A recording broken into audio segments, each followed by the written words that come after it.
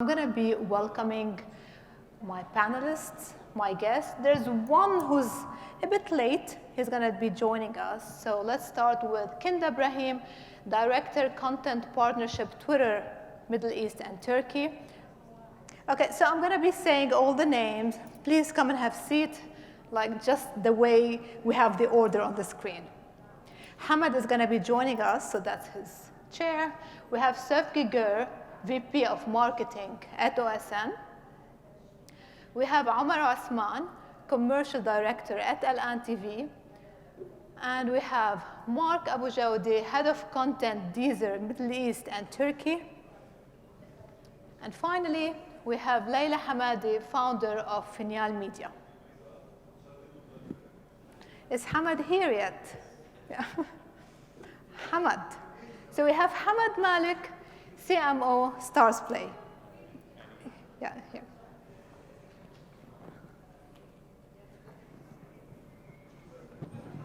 So we have an empty chair. OK, so thank you for being here, guys. And we really have quite common platforms over here. So hopefully we're going to have more engagement. So we're going to be having like a 50 minutes for us here to discuss, 10 minutes for the audience who are here or who is following with us virtually. There is a QR code. You can scan it. We need your Q&A. And I really want to remind you that being present and engaged is a prerequisite. So shall we get started? OK, I'm going to be starting with you, Kinda, and then we'll see how it goes and we'll do a discussion. So Kinda, the way I see it currently is that the boundaries between different platforms, social media, business platform, any platform, the boundaries are kind of porous, meaning that the lines separating these platforms are kind of blurred. So for instance, now, I do have some breaking news on IG instead of having it on Twitter. And that's not OK. Sometimes these kind of news are not really accurate. But my question for you is, how do you really preserve the identity of Twitter of being a platform who is, to a large extent, responsible of breaking the news? Your mic is right here next to you. Oh, I should have said that. It's on. First of all, thank you, Rose. Thanks, everybody. It's actually great to be back on stage in person. We've been doing virtual stages for about past year and a half, so it's really good to be back on stage. So to answer your question, let's first talk about the audience and where the audience is. And the audience might be on different platforms, but how the audience behaves in each platform is very, very different. I'm not in a position to talk about the other platforms, so I'll just focus on what Twitter is and how the audience behaves on Twitter and what do we do around breaking news, but also around preserving the accuracy and making sure we fight misinformation and disinformation on the platform.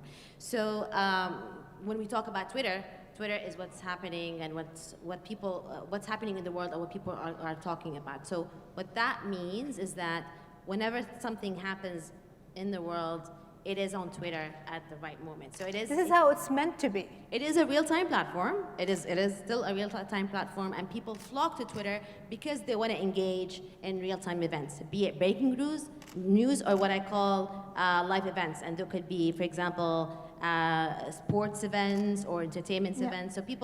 So that's one component. The other component that distinguishes Twitter from the other platform is the conversational element. So it's not just you come to discover the news, you come to discover breaking news or live events content, but you also interact with other users who share the same passion point about these events on the platform. And that conversational element has always been and is very, very unique to Twitter. So that's basically the nature of Twitter and why still is the platform for breaking news. I want to talk a little bit the second point, which you talked about, which is... Yeah, I mean, you said it breaks the news. My point is that there are other platforms that are also breaking the news, which are kind of stealing the identity of Twitter, partially. So when you say break the news, who usually breaks the news, right? It's we're talking about media organizations, we're talking about journalists, we're talking about also users, the average users that basically might see something happening, snap a picture, We snap have a video, it talk up about it. here in a bit. We're going to be talking about it. That's Okay. going to be breaking the news. So yes, there are several ways of how to break the news,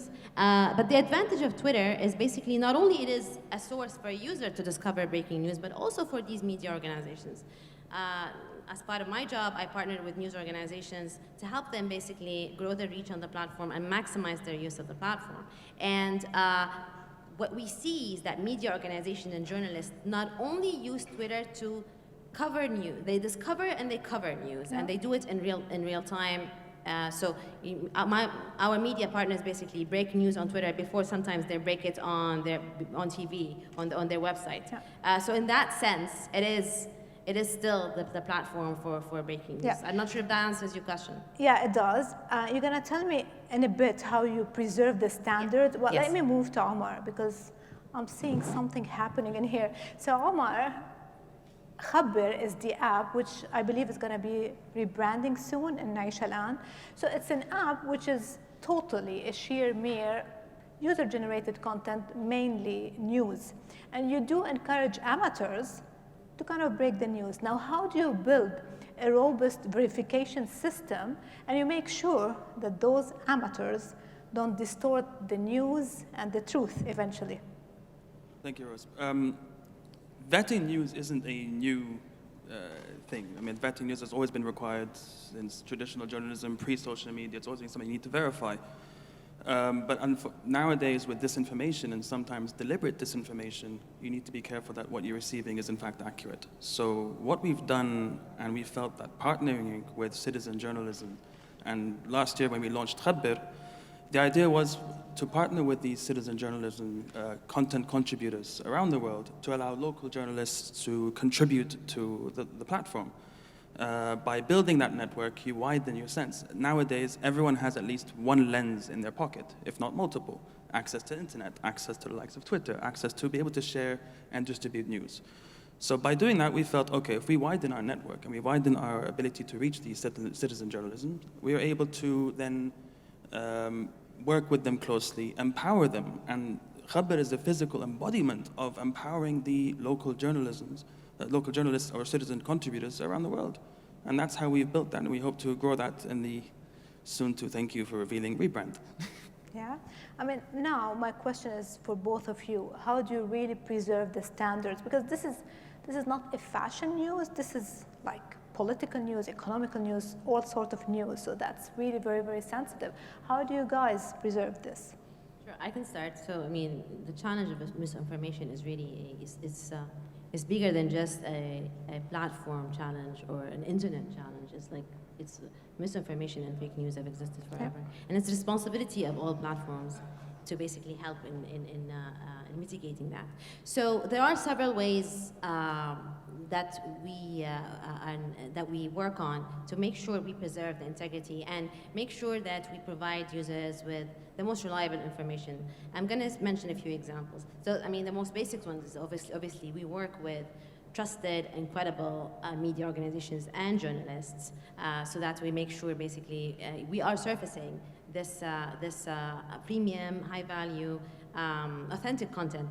I'm sorry to interrupt you, Kinda. Yes. The thing is, the pandemic has really affected this. Yes, and this is why I'm really concerned about the standards. Yes, absolutely. And Because I'm everybody heading there. wants to break the news now on any platform. Yes, so some of the things that we've done actually pre-pandemic and has accelerated through the pandemic is a couple of things. So we piloted in the US something called Birdwatch, and it's a community approach where users can basically submit comments under a certain tweet saying that this is not necessarily accurate information because so-and-so, and this is basically reviewed internally. So that is one initiative that we're working on. Another initiative that basically kicked off during the pandemic and is still going on is the ability, we started labeling some tweets with more additional context, especially around the pandemic, especially around COVID. when we look at basically 2020, when a lot of information was out there about, what could spread COVID, how can you prevent COVID, is there this medication good or not for COVID? So we launched this, we started labeling some of those tweets with additional context to basically make sure that users are aware that this might have misleading information, in addition to partnering with the credible sources of information, like be it WHO, the Ministries of Health, et cetera, and making sure this content, their content, is visible when you first log into the app, basically. So that's the first thing you see there, and make sure you follow this content to get the most accurate pieces of news. Kind of verified. Sorry? Kind of verified. Kind of verified, yes. It's official sources, right? Yeah. How about you, Omar? Again, we have, by widening the network, you're able to then have more lenses on the ground, more for source of verification. You can't have a journalist in every corner of the globe. It's impossible. So by having more and more citizens on the ground, or contributors, or journalists, or ambitious journalists who want to become, and by us able to empower them and teach them the way to go, we're able to have more and more ways of verification. I mean, yes, being 100% flawless is probably impossible, but can you get as close to that? Then yes, that's how we've taken across. Now, a total change of focus. I'm going to be asking Sevki about the initiative that you've done. And I think you really took user-generated content to a totally new level, and a level that we didn't expect. Now, what happened, we were seeing people who are not celebrities. They were being featured on billboards, and that coincided with the launch of the Friends reunion.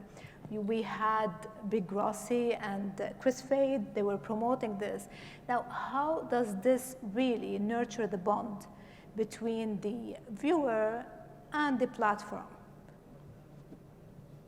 Thank you, Rose. I don't know whether you have been exposed to Chris Fade Friends campaign we have done. But I think it was a good case study for us to really leverage user-generated content in a more intentional way. And the biggest, of course, risk with user-generated content is the control. And you need to be very lucky, and luck is an attitude, how you can really create a kind of intentional conversation that will drive the brand message that you would like to deliver. For the ones who don't know the story, Chris Fade was talking about on his radio show about air crash investigation, a program that we have where you can watch some of the big airplane crashes. And then it was really, he just started talking about this, and we pick up this, and at the same time we were about to launch France, and we said how we can create a user-generated content by taking this narrative. And then we just put Chris Fade on a billboard saying that forget about your fear of flying, look, France is coming, watch it. And it was really a surprise to Chris. We called him, we said that this is what we have done. Do you wanna, play with us, actually, because it was a game we created. And he kindly participated the game, and then we started a conversation. What happened at the end, to answer your question, of course, it created a very nice human connection between content, our platform, and this is what we are trying to do as OSN, because publishing content on a platform is quite one-way communication, and how you can bring your brand perspective to the content is always a challenge from a brand perspective. I think by using generated content, it really makes it easier for us to generate this conversation in a very authentic and natural way. How did you see the impact on the platform? Did you see more subscription? What did you see? Yeah, actually we were talking about this. Of course, France was an amazing content. Like, it's not only because we just generated this conversation and the magic happened. France is an amazing signature content we all waiting for a while. What happened in terms of results? We had 15 times more run rates, meaning that the number of subscribers that coming to platform.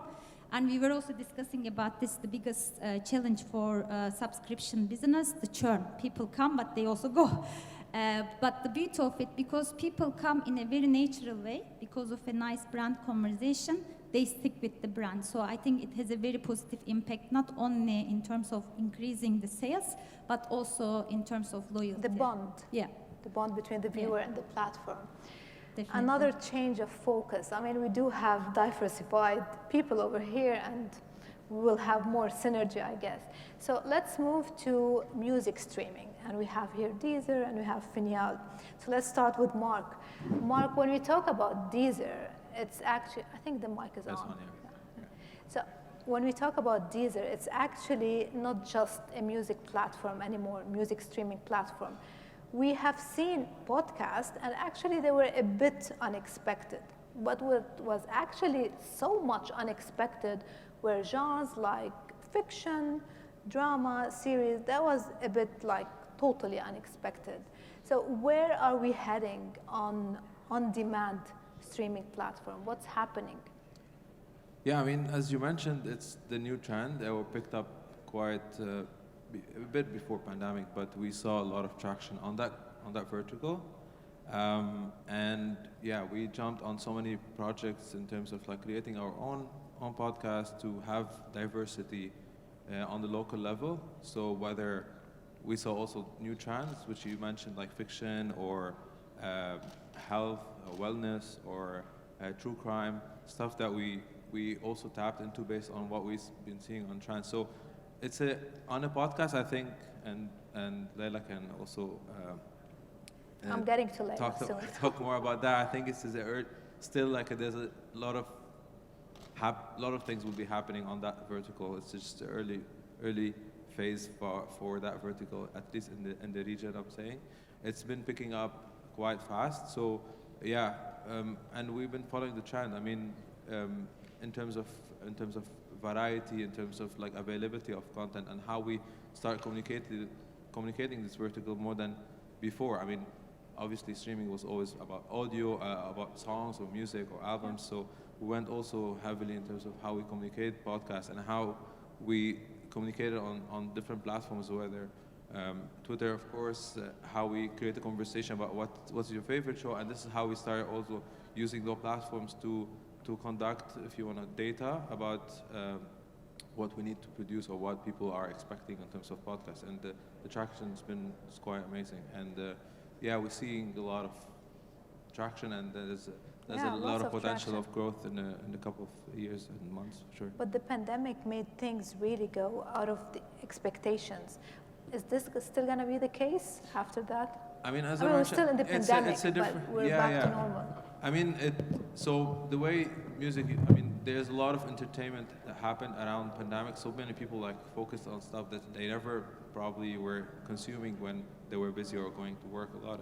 So while they're home, they watch more series, or they spend more time on social, as well as they also put more into different type of content they want to consume, and podcast was one of the biggest ones, I would say. So yeah, I mean, consumption on music is still, but podcast was also good, and has a lot of potential. And I think once pandemic is over also, which is almost done, I think once people start commuting again and going out, I think the consumption is going to be much, much higher. Which brings me to ask Leila about their content. I mean, and you're streaming on Deezer, I believe, on all the platforms. So one of the platforms that you use is Deezer, and you do really have, as I said, genres that were really so unexpected.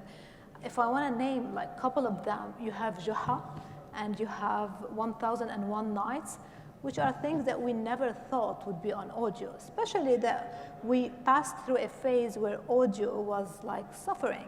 I'm talking about radio. And then we have now audio on demand, and it's revived again. So I asked Mark about what he thinks the new genres are. Now I want to ask you, what do you think they are? Well, of course I'm going to say fiction, because this is a big part of our business. But yes, we've been very kind of pleasantly surprised about the uptake of fictional podcasts as a genre in the region, because it's really surpassed what we've seen in other markets. And I think when we first started, we didn't realize how popular this was going to be as a genre in the region, because we're so used to the sort of typical US benchmarks where podcast to most people means sort of business or tech or news even.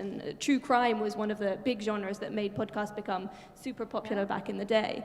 But what we found is that in the region there is a real kind of longing for content that is not only entertainment, but also brings with it this sense of kind of nostalgia and sort of longing for our traditions, our history, and our culture. And I think that's part of the reason why these kind of classic stories that you mentioned, like 1001 Nights, which we've taken as the original stories, but then we've kind of adapted them for a more modern audience, really helps people kind of connect with their roots and get back to their kind of, what it really means to be an Arab.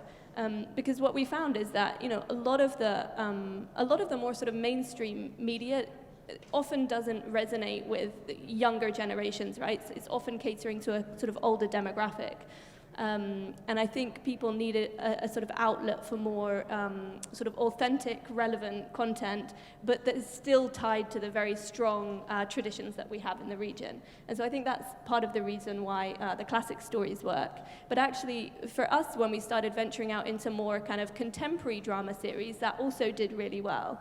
Yeah. And I think the pandemic definitely fueled the growth of that sector, because people needed this kind of escapism, right? They were looking for anything that would take them out of the day-to-day.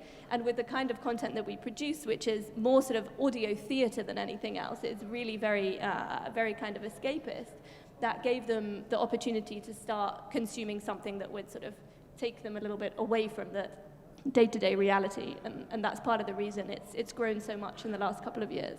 Now my question to both of you, why do you think a consumer, in your case he's a listener, why would he prefer audio over a VOD, like OTT platforms? I can start. I'm sure Mark has views too. So I don't think it's about preference. I don't think it's audio versus video. They're just consumed in very different ways, right? Typically, people consume audio when they don't necessarily have access to their screen. So it might be while they're driving, while they're commuting. All of the sort of streaming platforms are connected to the in-car systems now. So people can listen while they're in the car. And actually, studies that we've seen done in Saudi in particular show that also people consume podcasts while they're in the home doing things around the house, right? You can't necessarily be glued to something that's very important, especially for mothers.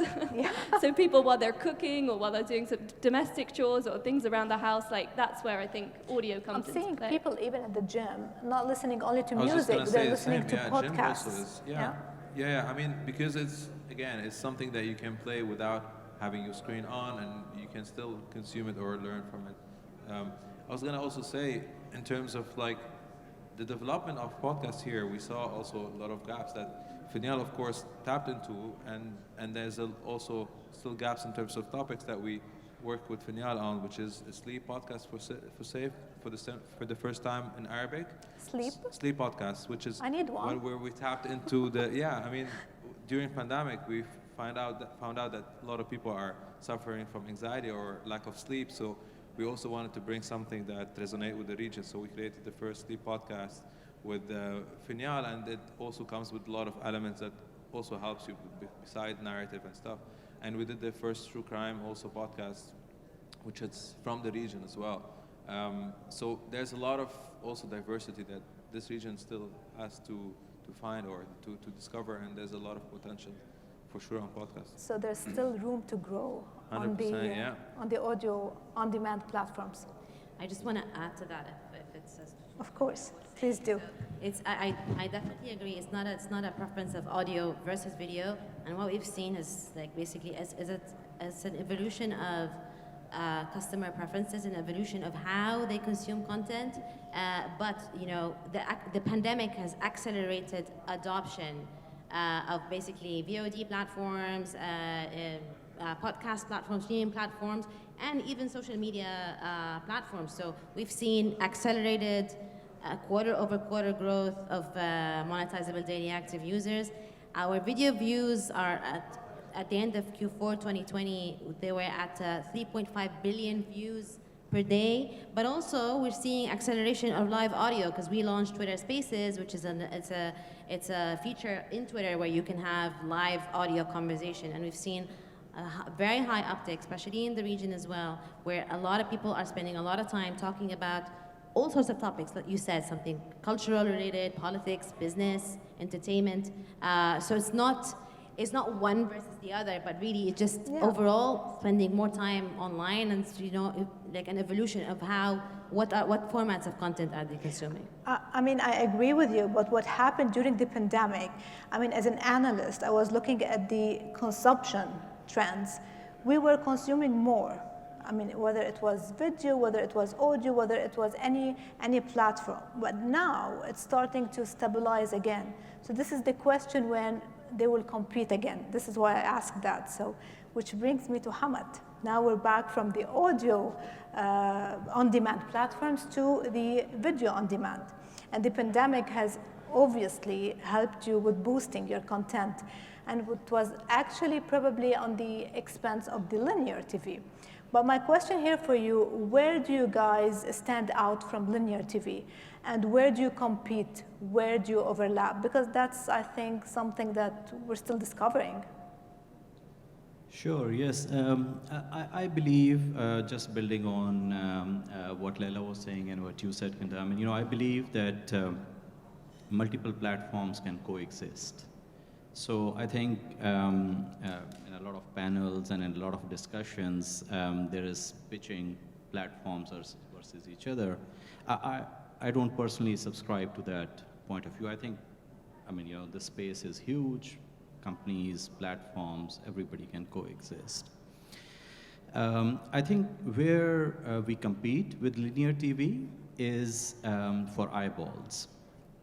There is every individual has a few hours that they want to spend, watching something new or listening to something, etc. And that's what we compete for.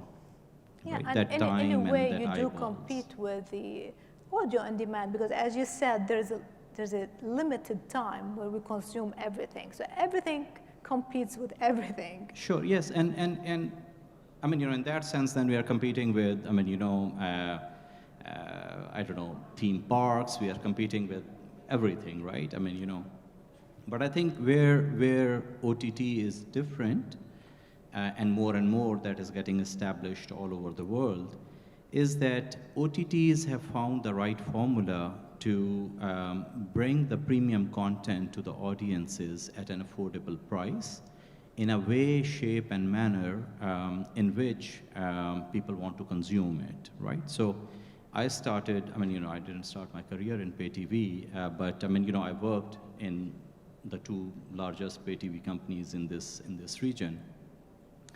And inherently, the pay TV model has some weaknesses. I wouldn't say that, they cannot survive, but they have some inherent weaknesses.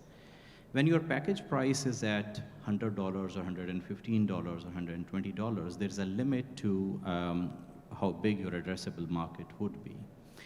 When you have to be fixed to a certain space, fixed to a certain agreement duration, then you will have some limitations. So I think what OTT platforms have managed to do is to democratize that space a little bit. And initially, OTTs were trying to, prove that this is a platform or this is a space that can survive. But I think over the last 6-7 years, the way the OTT platforms have developed globally and in the region, I think now more and more content companies have more trust in OTT platforms. So for instance, we as Starsplay started off with that traditional formula of something that is very, very monetizable in this region, which is Hollywood content. So we brought Hollywood content. From there, we diversified into Arabic content, Turkish content, kids and family content, etc. But for a long period of time, sports, nobody thought that OTT platforms could get live sports, for instance, right? But recently, we have proved that we can successfully acquire the rights, and big rights. For instance, on Starsplay, we have World Cup football qualification matches. Football is expensive sport to acquire, right? Yeah. We have acquired a very big tournament, in cricket, which is a World Cup, right? So I think now OTT platforms are at a stage where on one side there is a very good demand. The pricing structure is at the right level. and they are gaining momentum. In this region, for instance, Stars Play has, and we declare our subscriber numbers, we have 1.8 million subscribers in the region, which is bigger than multiple pay TV platforms. How much did it grow during the past 1.5 years during the pandemic? It grew by almost 35-40%. So you are right. Pandemic did something, that, for instance, we could not have done for ourselves. And it is at multiple levels, right? So when you have more time, you go through your favorite OTT platform content very, very quickly, and then you realize that you need something more. So when you think that, okay, you need something more, then you will try and discover what other platforms are out there. The other thing that pandemic did for OTT platforms, or I'm sure for companies like Deezer and Finial, was that as there was organic interest in these products, people were searching for you, right? So as a startup, we have had very limited budget, so we couldn't go and buy billboards and this and that in Saudi Arabia. I'd love to do that, but we didn't have the budgets for that. But during the pandemic period, we saw so much inbound interest that it was amazing. Our search volumes, organic traffic volumes went through the roof. And this is one other thing that the pandemic did to a lot of companies which were in this space, e-com/OTT, or music streaming space. Yeah. Now I have a freestyle question, so feel free to go, whoever wants to go first. My question is, what's next for the user-generated content in terms of user-generated content, and who is the right target audience for this? Age brackets, profile, anything. You want to see content more generated by which user? I can start. So I won't say much about which users are we going to see more content from, but we're at a time where we're seeing more creators, and there is an opportunity for regular users and for creators to start getting real monetary benefits from the content that they're creating. So I'm going to talk about a few. I'm not talking about media organizations. I'm talking about individuals, and they can be regular people like myself, or they can be like small influencers or big creators. So we have been taking some steps to enable users to start really benefiting from the content that they're creating on the platform. So we announced a few product launches. So we're launching Tip, previously called Tip Jar, which is a way for users to support other users who are bringing content with a lot of value. So if I'm creating content and you like my content, then you can start basically tipping me using specific payment methods on Twitter. That's one. The other one that we launched is to help basically users start monetizing. We launched super follows, and super follows allows a user or creator to differentiate between content that I consider that I want my followers to see for free, but also more premium content and more exclusive content that I'd like to charge for. And that could be videos, that could be audio spaces, that could be newsletters, all sort of formats. So that is additional way to encourage users to create more content and start seeing more creativity and effort basically in the content. And the third one I want to talk about is, I talked about spaces obviously. We have something called ticketed spaces. So basically it's a space where you actually, as a user, you've got to pay to attend and listen to the content of this space. And then the people who are moderating, the people who are hosting, the people who are participating get a chance to get a cut of the revenue because of the work that they're doing and because of the content that they're contributing. So I think we're going to see a lot of content. It's just that in order to make sure the quality of this content continues to evolve, we need to think about how we compensate these users and creators that are bringing in this content. That's a good way, compensation. If I can build on this one, again, I will talk about, of course, more a brand perspective and what is the next generation of user-generated content and the role in the marketing mix. Historically, as marketeer, we used to be very careful about brand safety. And of course, when you talk about brand voice, user-generated content is a little bit risky because you can't control the narrative.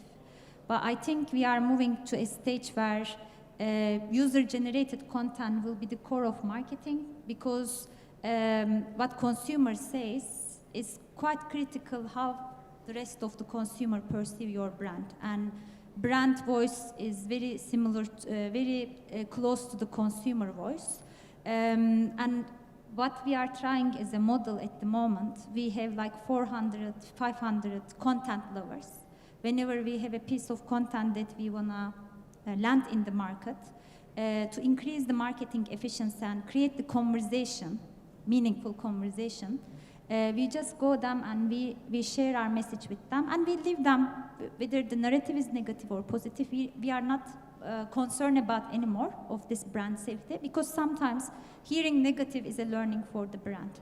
So in terms of user-generated content, I think in the coming years, brands need to put this in the core of their marketing strategy and just let consumer to decide which message to take or which message not to take. Yeah, I mean, user-generated content has really gone a long way. We have seen even movies that are now user-generated content. We have seen Shams having movies with that, so I think there's no limit to where we could go with user-generated content. I'd like to add to that as well, please. Youth empowerment and content creator empowerment is at the core of what we do at Al-An. And we've empowered that not just in the journalism aspect we mentioned earlier, but also in content creation and entertainment.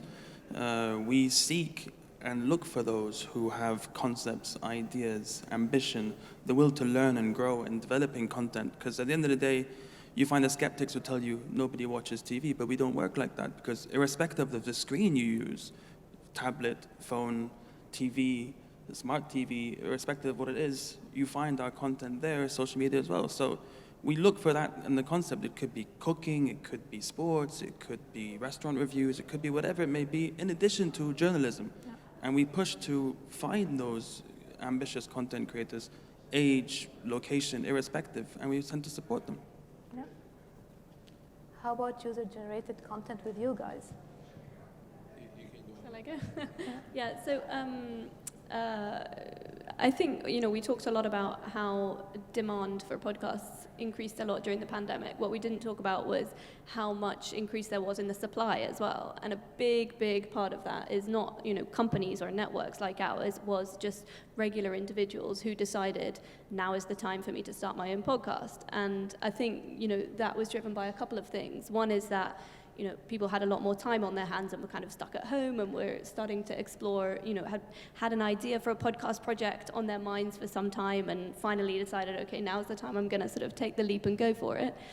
But also because the tools have evolved quite significantly in a way that allows people to create content on their own without needing, huge amounts of equipment or even access to a studio or editing facilities and that kind of thing. And they are encouraged, Layla. Absolutely. I mean, it's now legit to have a user-generated content. It wasn't the case before. Yeah, that's true. And there are platforms now that are really kind of enabling and encouraging that, like Anchor, which makes it super easy for an individual to go and sort of start their own show and have them walk through the editing and adding their own music, and that just basically broke down completely all the barriers to entry to creating podcasts. And the result was that, in 2020 alone, I think there were 17,000 new podcasts coming on the market every single week. Oh my God. That's like almost 2 every single minute. So it really sort of opened the floodgates in terms of the supply of content, which I think is partly what has driven and will continue to drive the demand and the audience growth as well. Yeah, for me, I think it's also what Layla was saying. Also, but the monetization of podcasts has been like now developing in terms of how you can monetize on a platform. So the way I see it for this is gonna develop more, or the way we're gonna be as a platform investing into the user to create content, or the partners to create content. So yeah, I mean, this is also a long way, and again, there's a lot of good content that's been created. It's just how we also boost that content or endorse that content to bring more awareness to the user as well as the partner, so they can also monetize from different ways. So I think it's talking about monetization. Compensating users for this user-generated content is more affordable than producing a full-fledged content, right? I mean, on all the platforms. I think, I mean, you know, when we talk about the user-generated content, there are two things, at least from marketing perspective, and I agree with Saifki that, I mean, you know, user-generated content has a space within the marketing arsenal for all the marketeers. But there are two things that we have to talk about when we talk about user-generated content. So first thing is what you are saying, monetization or commercialization aspect, and I have some challenges in that space. And then the other thing is the quality and authenticity of the content that is being generated. At least from a marketing perspective, that is something that we have to keep an eye on.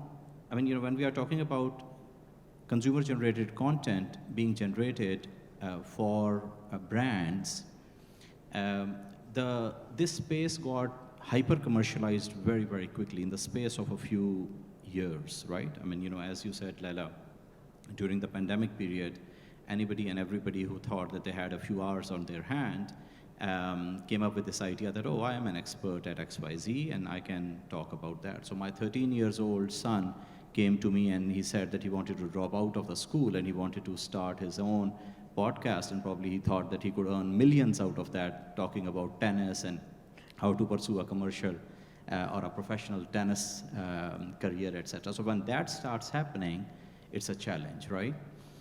The other challenge in this region is that, I mean, you know, a lot of people who join this bandwagon or any bandwagon, they think that there is that sense of entitlement that, okay, since my content is great, I should be compensated like $20,000 for that or whatever. What we have tried to do is to change this model a little bit, at least from a brand perspective, I'm saying. I mean, you know, and bring people in on the basis of not that, okay, I will do 3 tweets and 1 story and 1 this and 1 that, and you pay me $10,000, but to make them a partner in the performance of the content that they generate for our brand, right? So if the content performs very well, then yes, you should be entitled to hundreds of thousands of dollars. Because as an e-com brand, I mean, you know, I am pretty agnostic to where we spend the money. I mean, you know, if you can generate the result for me, then so be it, you take the money, right? So there is that thing, I mean, you know, when we talk about the consumer-generated content, that, I mean, how do we make these content creators a partner in the commercial objectives that you've got? So this is one space which is very important. The other space is when people start creating content, how authentic is that? And you spoke about, I mean, you know, the news that people come out with. I mean, you're just sitting on their stool thinking of something and putting it out, you know. So that authenticity is a very big challenge for brands as well when you partner up with someone.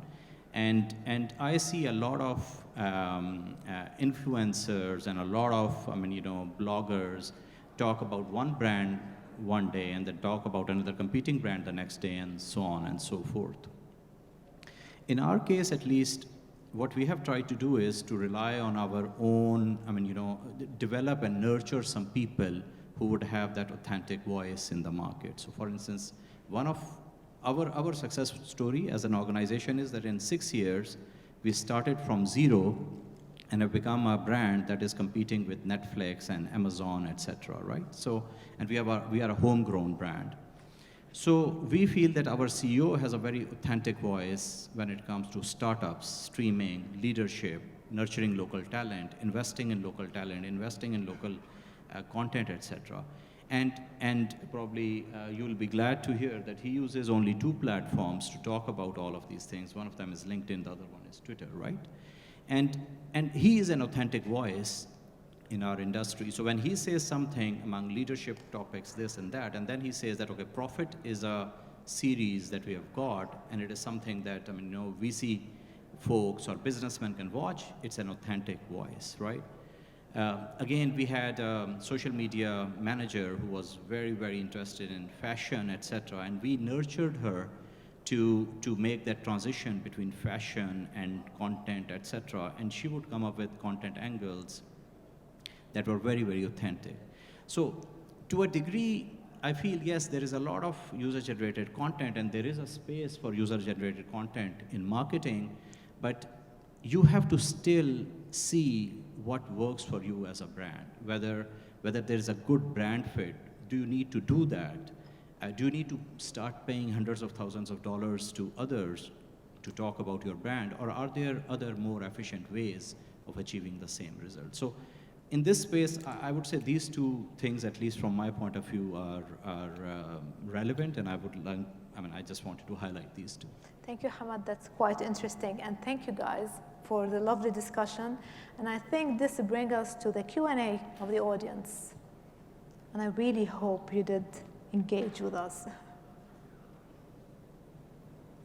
Oh, we do have questions over here. Lovely. Yeah. Do you need this?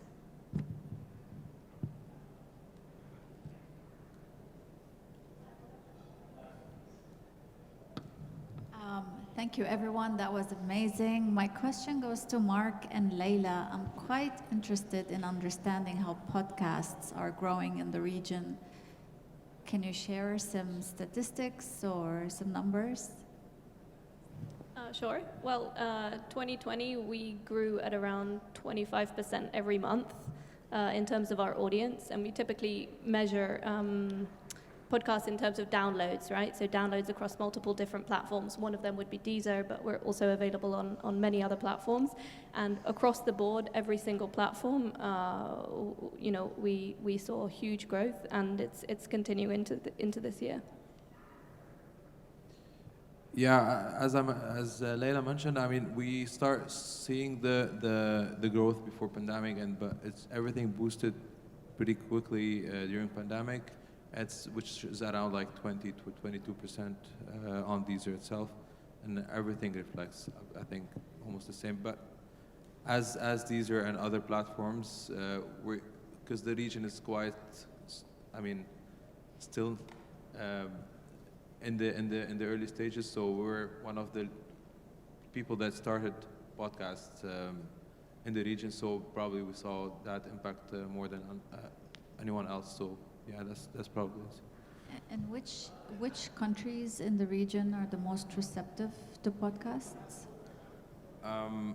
For Deezer specifically, we're Saudi, UAE, Egypt recently in the last couple of months, as well as we're part of Turkey as well. Turkey is a big market for us as well. Thank you. We got two questions on the left. We have from our virtual audience as well. Let me check.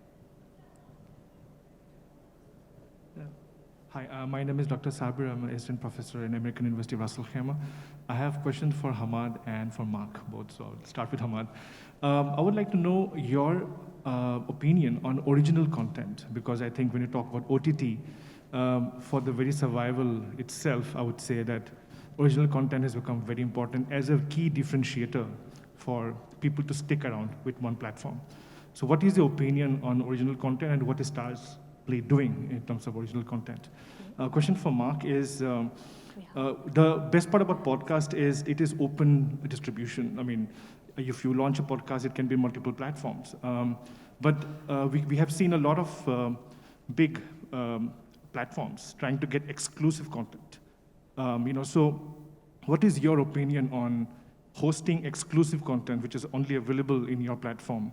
And what does it do to the industry overall? Because I think the overall industry depends on open platform and people getting their podcast anywhere they want. What is your opinion on that? Thank you. Thanks for your question. It's one of the most asked questions when it comes to any panel where there is an OTT executive. So, listen, my view is that counter to popular belief, originals are good to have, but they are not critical for the survival of any OTT platform. I think if you look at the global sort of like OTT industry or good OTT scene, I think Netflix has invested a lot of marketing resources behind positioning originals as something that is a must-watch. But even if you analyze Netflix's data on the global basis, their number 1, number 2, number 3 content at any point in time has been the studio content that was coming from Warner or from Disney or from someone else, right? So in spite of the marketing muscle of Netflix and in spite of their huge investment in their own originals, the fact remains that for a very, very, very long period, the studio content was still the dominant content from a consumption point of view on their own platform, right?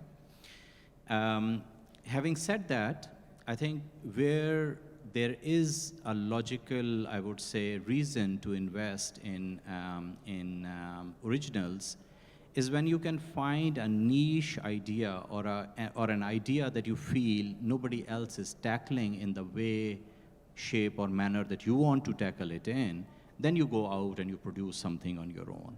But is it critical for your survival? No. So we, as Stars Play in the region,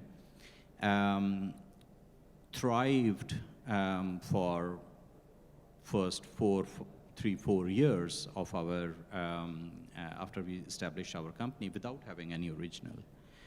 But our formula of success was that we focused on what is the content that people in this region want, whether that was by analyzing internet searches, whether it was through other analysis that we did.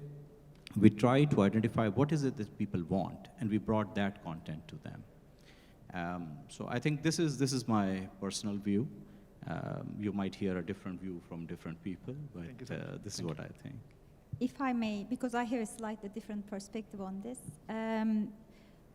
Original generally is a content piece that will help a brand to build a strong equity. Because even if you look at Netflix, what makes Netflix is their original production. So they don't necessarily work well for acquisition. I mean, depends, of course, the production budget and the fame comes with it.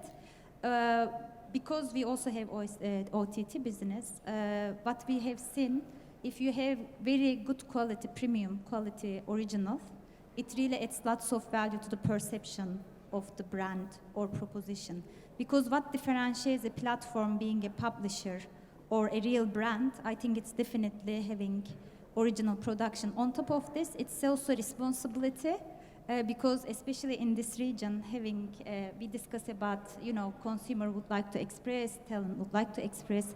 Original is a good way to create that opportunity for the talent to really find their way. So I believe it's very important for any content platform to have good quality, original production. And when I say quality, it doesn't mean that it should just reach millions. Maybe in this region, it is more about telling the stories people are not talking about, creating a conversation around the topic that no one talked about so far. So I think it really has a role for, I'm sure, each and every platform to have that kind of content piece. Truly. When you're talking about originals, I got a question on the platform. And this question is for anyone at the panel, so you're free to answer. All right, so the question is from one of our guests. Earlier, it was said that customer is king, but today, content is king. In today's digital world of content overload, how can one be focused and not be lost?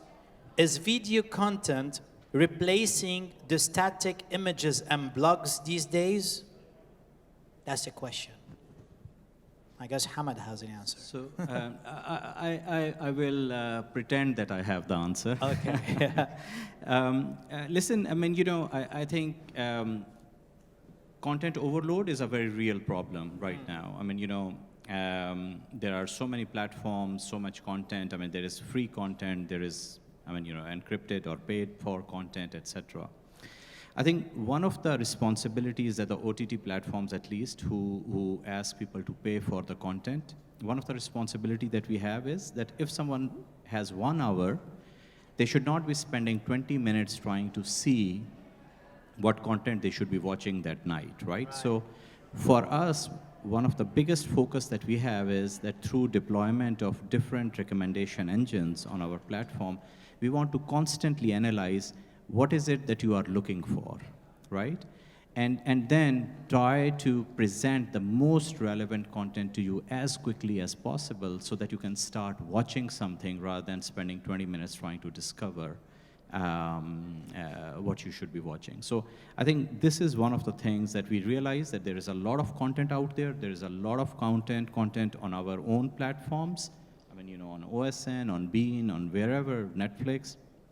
So I think one of the things is that all of these platforms are evolving and investing resources in making sure that people can, get to the right content very, very quickly. I got you. Well, I think even for Mark, this question, I guess, is more related even to Deezer. Yeah, exactly. In a way. I mean, it's the evolvement on recommendation as well, and how you consume music, and then where you last your session and come back and find relevant stuff as well. I wanted to answer his question about exclusive content as well, where you can find something that you can't find somewhere else, which is more about how we differentiate ourselves in the region in terms of content.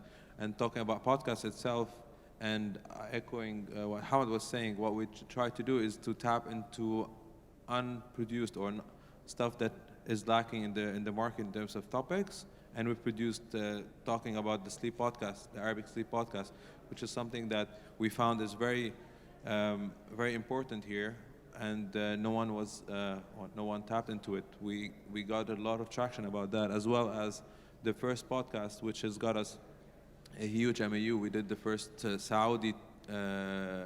It's called Saudi Today. It's more of conversational podcast about the innovation of Saudi with trailblazers in the industry, how Saudi is developing. So everything was structured in a way that we wanted to see tap into new content that is not available anywhere else or not developed yet. And this is what brought us to produce more and more. We produced around 7 podcasts in half a year, and they're all just untapped topics, from true crime to health, wellness, and stuff like that. Yeah. I got you. I just want to add to that, actually. So Sure. you talked about whether content is king, but obviously customer has a choice, and users are becoming very smart, and they're able to tell good content from not so good content in a very short period of time. So that's one. And then the second point that you mentioned about basically is video taking over. Not necessarily. I mean, we're looking at audio and live audio conversations, but we're also seeing, for example, a big comeback of long form. Like newsletters have made a big comeback in the past few years, and they're continuing to grow with with platforms such as Substack, and like Twitter, for example, just acquired Review. So it's we're at a time where we're seeing, obviously, I mean, video, there's a lot of time spent on video, and it's increasing in a big way, but there's still a lot of demand for the other formats, and that's why we see this continuous evolution of the other formats. So in total, it always depends on us. What we need, like, is either we want to listen as if like we're driving in a car, or we'd like to watch like more like a videos and stuff like that, and they'll go back to all those social platforms. Yeah, absolutely. A user, a customer drives the demand. All right. I'd also like to add to that. Yes, sir. Like we say, content is king, and we've all been in a position where you've got that hour or 2 hours a day, you want to find out what to watch. But then again, sometimes that can be pre-planned with the right communication from the marketing teams. You make sure that the right thing comes up, and that's put in your head. Okay, you know what? I'll put as a reminder, I'll watch that later. Then when you come to the likes of podcasts, for example, there are some podcasts that are in audio version or audio and video version. Do I want to watch it, or do I just want to listen to it? Listening is enough for me. So sometimes it's preempted. It's done by promotion. It's done in advance, not necessarily when it's time to watch or listen. So again, our colleagues in marketing have a big role to play on that front. Well, I think this is a great add-ons because for me as a social person too, I've seen a lot of platforms where, I don't want to mention names, but then there's a reminder, like you just said. And this is cool. It's almost a TV. Like for me right now, it's like some like content I'd like to watch and listen, even though it's just like video, and sometimes it's just live streaming, but in the end it's just live, so why not? Yeah, I think you have something on that. No, I wanted to say also on the I mean, recently you also can dislike a song, which has helped also the platforms on recommendations. So you're more, whatever you see on the platform is more relevant to you, which it wasn't the case before on DSPs. Like you can only like a song and then this helps. But the dislike feature that rolled out on different platforms as well as these, of course, it helped us also on the recommendation level to be more efficient to the user and then make sure every time they go back to the content that they want and discover more of similar content, which increase your engagement or time spent on the platform. I got you. I think... But I just wanted to reassure the gentleman or the lady who asked this question that customers are still the king or the queens. I mean, you know, content, this and that is not the king. I think it's the customers, at least. I mean, your certain brands believe in the fact that customers are the king. All right, did you hear that? Okay, but I have one final from Najud too. I mean, yeah, but we have another. We have time? We have from the guests. Okay. We have another panel. I Oh, don't there she want is, Najud. anybody Hi, to Najud. take from my time from the Yeah, last okay. panel. Let's take one more quick final question. Mike, please. We have one. Okay. Ladies first. Sorry. By the way, I'm so happy that this panel was so engaging to Yeah, you. it is. It's like it's a whole revolution right here. It's like so much Q's and A's I have even in my mind. Please go ahead. Thank you. Sorry for the... Yeah, it's okay. We'll come to him again. We've been talking a lot about how user-generated content and how we're trying so hard to actually get the right one. But I want to ask a question from the user's point of view. For example, I'm 20 years old. I'm not, but I'm 20 years old. Lady who really into creating content. What are you guys doing as big people of industry to help me and guide me to get the content that need to be on these platforms at the end? Because we're controlling content, right? We're pushing for UGC content a lot. So what do we do to actually make or avoid, for example, my 15-year-old daughter to watch really bad content distributed on all these platforms? And I think that's our responsibility because we see how the future is going. Sure. So what do you guys do about helping those Deezer, generations? that's for you, my man. I mean, from our side, this year has been a lot of bringing entertainment to users as well through talents, right? So we looked a lot on platforms to bring the content in a different way. So we have different programs that we have at Deezer to tap into new talents as well as develop artists or any user generated. So we have these sessions, for instance, we've done this year where we created acoustic covers for well-known songs. We created different programs throughout the year to empower that voice that probably is not famous enough to be signed to a label or has any deal yet. So we looked into that type of users and we engaged with them and created a different compilation of content that is unique as well as with people that people didn't know before. So you got to get introduced to new artists or talents and we boosted it through our marketing support. So this was a big part of what we've been doing, what we did during the pandemic at least, and we keep doing that. We have a lot of programs that we initiate from global, and we're localizing them. And one of them was this type of thing. So yeah. As much as I would like to take more questions and answers, I apologize, but we're just like on 1 hour. We just passed it. So thank you, panelists. Thank you very much. Thank you very much.